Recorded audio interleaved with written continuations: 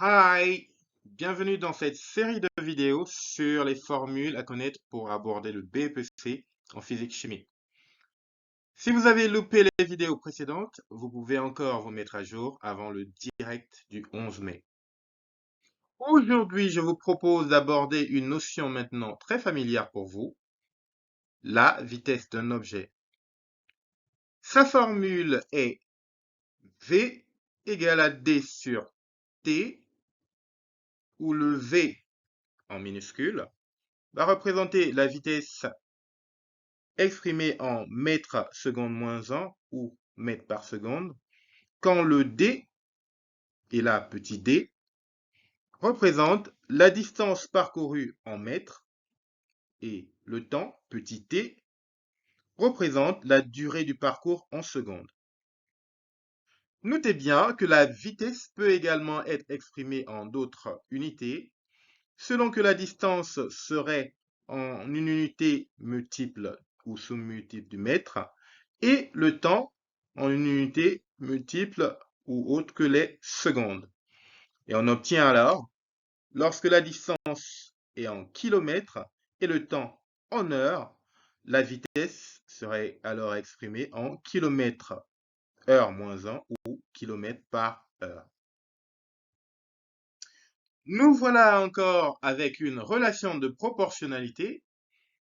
Comme vous êtes maintenant devenus des maîtres en la matière, vous savez qu'on peut alors exprimer l'une des grandeurs physiques suivantes, la vitesse, la distance ou le temps, en fonction des deux autres.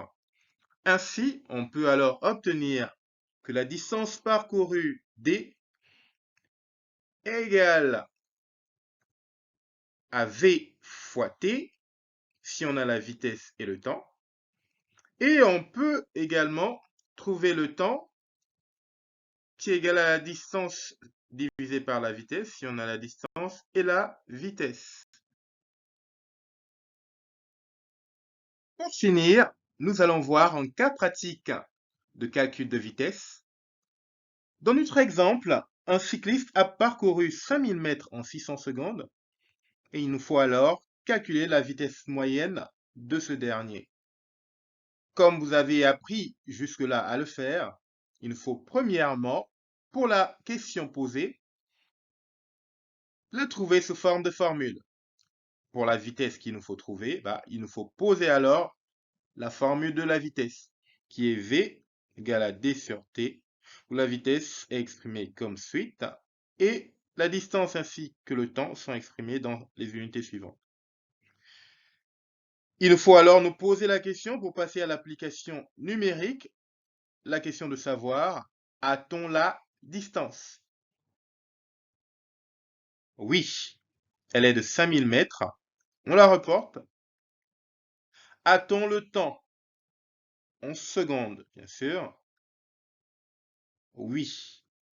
On le reporte également en dessous. On fait la division de 5000 par 600. Et on a le résultat en mètres par seconde avec notre calculatrice. Si la distance est bien en mètres et le temps est bien en secondes. Si ce n'est pas le cas, on convertit et on trouve le résultat final. Voilà. Bye bye les amis. See you soon.